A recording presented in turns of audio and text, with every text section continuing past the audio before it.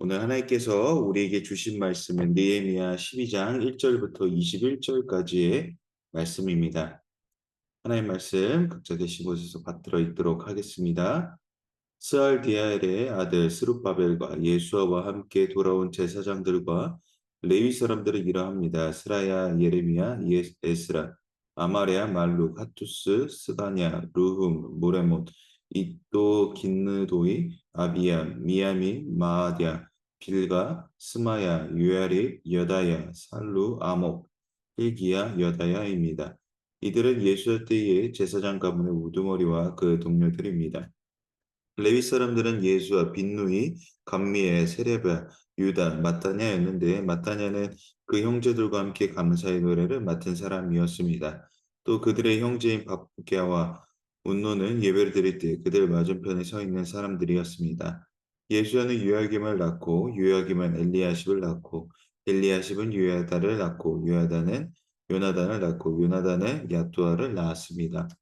요야김 때에 제사장 가문의 우두머리들은 이러합니다. 스라야 가문은 무라야, 예레미야 가문은 하나냐, 에스라 가문은 무술람, 아마리아 가문은 여호하난, 말루기 가문은 요나단, 스파냐 가문은 요셉, 하림 가문은 하드나, 무라뉴 가문은 헬게, 이또 가문은 스가랴, 긴느돈 가문은 무술람, 아비야 가문은 시그리, 미냐민 곧 모아디아 가문은 빌데, 빌가 가문은 삼무아, 스마야 가문은 여호나단, 요야렙 가문은 마뜨네, 여다야 가문은 우시, 살레 가문은 갈레, 아목 가문은 에베, 힐기야 가문은 하사바, 여다야 가문은 부다넬이었습니다.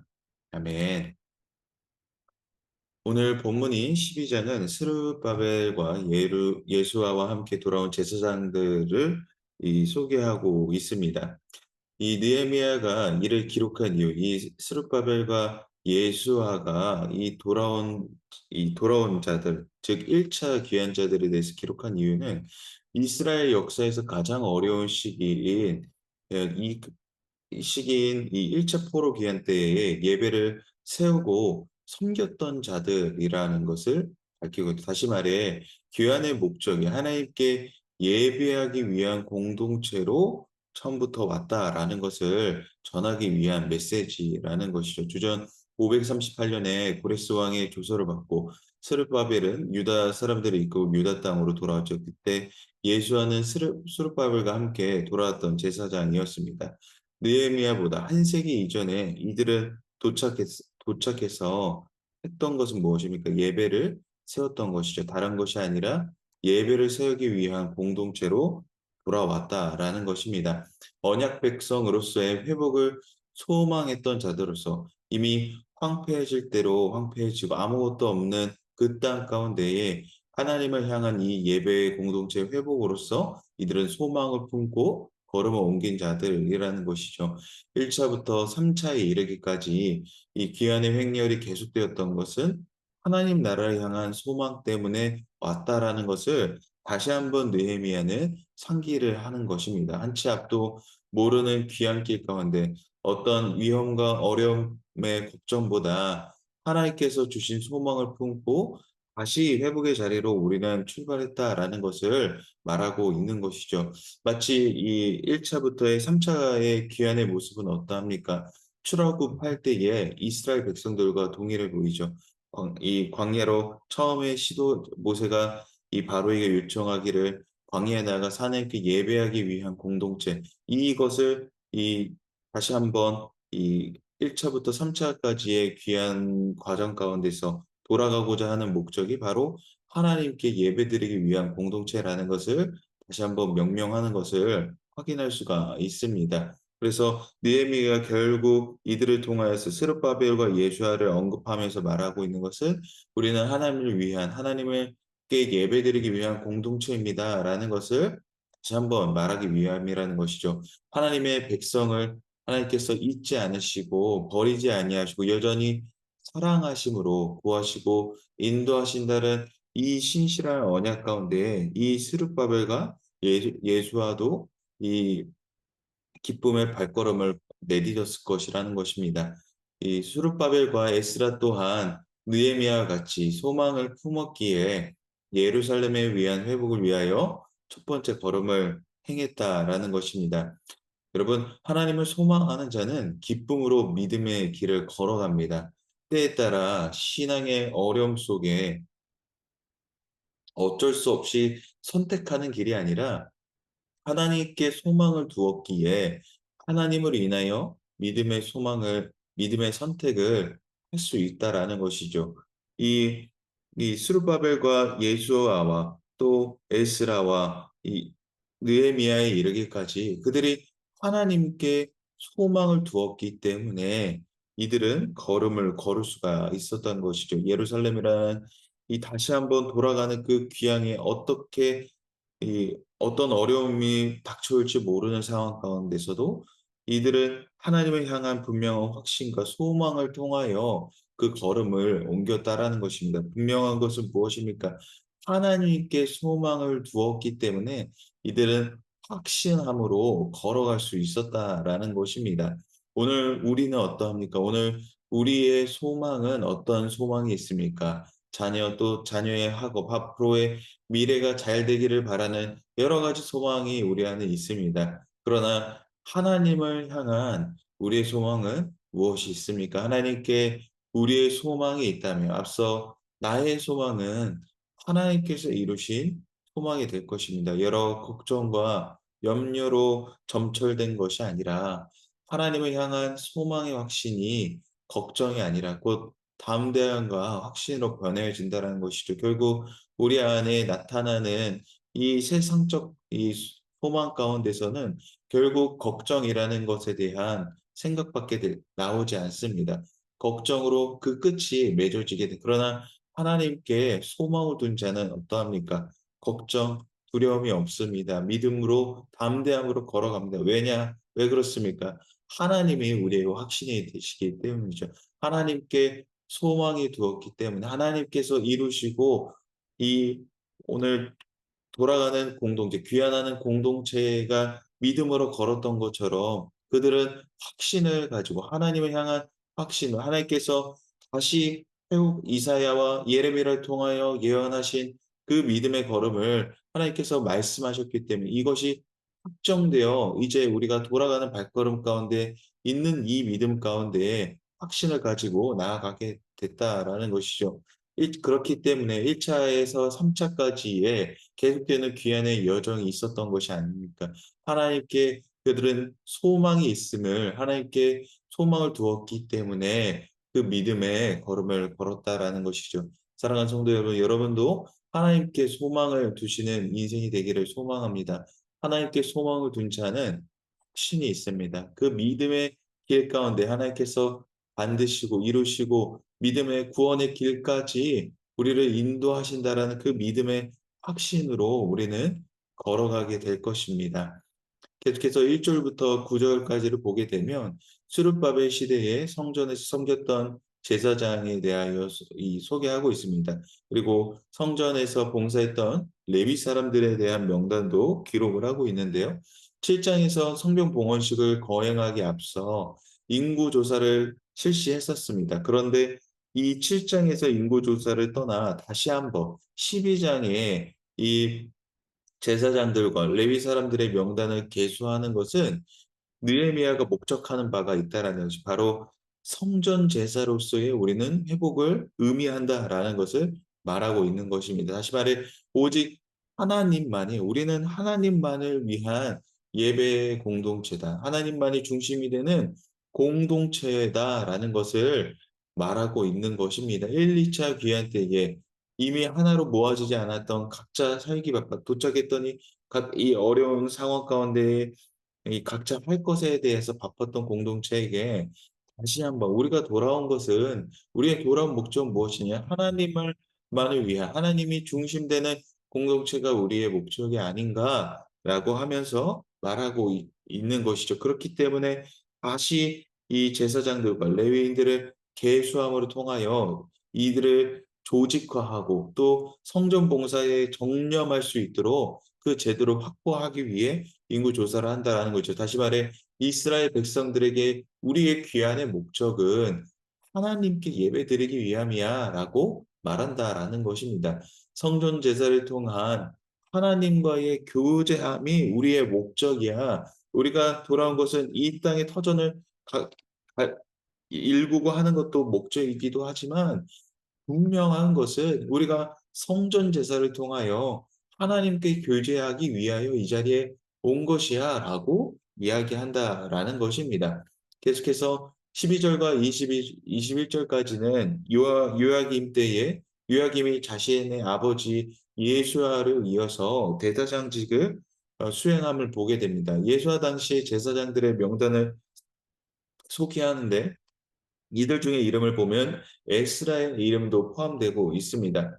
그리고 각 가문의 장들 또한 소개되어지고 있습니다. 이를 보면 이 대를 이어 그 신앙이 이어지고 있다라는 것을 보게 된다라는 것이죠. 황폐해진 땅에서도 여전히 하나님을 향한 신실한 약속을 우리가 기억하고 행하고 있습니다라는 것을 보게 되는 것입니다. 여러분 일본에 가면 많은 음식점들이 대를 이어서 하는 음식들을 보게 됩니다. 왜 이들은 어떻게 하면 세대를 이어 음식을 고집하고 있었을까요? 왜 그렇습니까? 장인 정신이 있기 때문에 그렇습니다. 곧 죽어도 이 음식에 대한 확신, 자부심이 있기에 그렇다라는 것이죠. 오늘 대를 이어 제사장의 직무를 이어오는 자들 또한 하나님을 향한 확신이 대를 이어 대제사장직을 수행할 수 있게 한다라는 것입니다. 아무것도 없는, 볼품 없는 상태여도 이 땅을 다시 회복시키고 우리를 귀환시키신 하나님을 향한 이 하나님께서 약속하신 그 거룩한 나라, 하나님의 나라로의 이 회복을 소망하고 확신하였기 때문에 이들은 대제사장직을 계속해서 수행했다라는 것이죠. 오늘 우리에게도 이와 같은 예수님을 향한 예수님께서 다시 오실 것에 대한 예수님의 재림에 대한 기대와 확신이 있습니다. 주님이 다시 오심에 대하여 우리가 생각해 볼 때 오늘 어떠합니까? 멀게만 느껴지는 그저 하나의 이야기인지 아니면 나에게 확신으로 다가오는지 한번 우리의 삶을 돌아보며 우리의 하나님 예수님께서 다시 오실 것에 대해서 한번 생각해 볼 필요가 있습니다.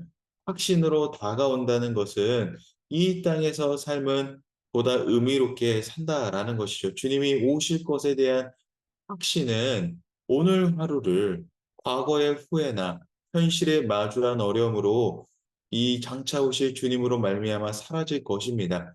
하루 주님과 동행함으로 열심으로 살았다는 믿음이 있다면 이보다 의미로운 것은 없을 것입니다. 다시 말해 주님이 오심에 대하여 오늘 우리가 확신이 있고 오늘 이것이 주님을 향한 믿음의 담대함으로 우리 안에 있다라면 오늘 하루의 모든 상황들이 오늘 하루에 우리가 매일의 시간을 보내는 이 여정들이 그저 후회나 어려움으로 점철되어지거나 그렇게 경험되어지는 것이 아니라 오늘 내가 주님과 함께함으로 열심으로 살았다면 이보다 의미로운 것이 없다라는 것이죠.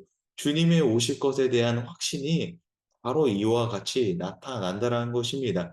주님의 오심이 우리가 기대가 되기 때문에 주님의 오심에 대한 확신이 우리 안에 있기 때문에 오늘 하루가 우리에게 여전히 의미가 있다라는 것이죠. 그저 걱정과 어려움 속에 끝나는 것이 아니라 주님이 나와 함께 하심으로 주님 오실 날에 대한 확신과 믿음의 담대함이 우리 안에 있기 때문에 그 믿음으로 인하여 우리 오늘 하루가 담대함으로 걸어갈 수 있다라는 것이죠. 그렇습니다.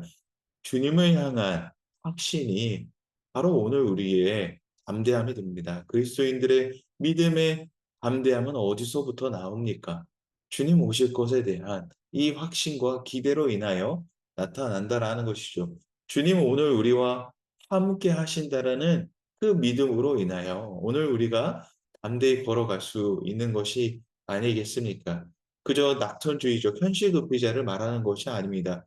오늘의 하루를 하나의 과정으로 우리가 이해함에 따라 이 상황을 넉넉하게 이겨 나아갈 수 있는 삶의 자리가 된다라는 것이죠. 그렇기에 우리는 후회가 되지 않습니다. 왜냐 주님이 이미 승리하셨기 때문이죠.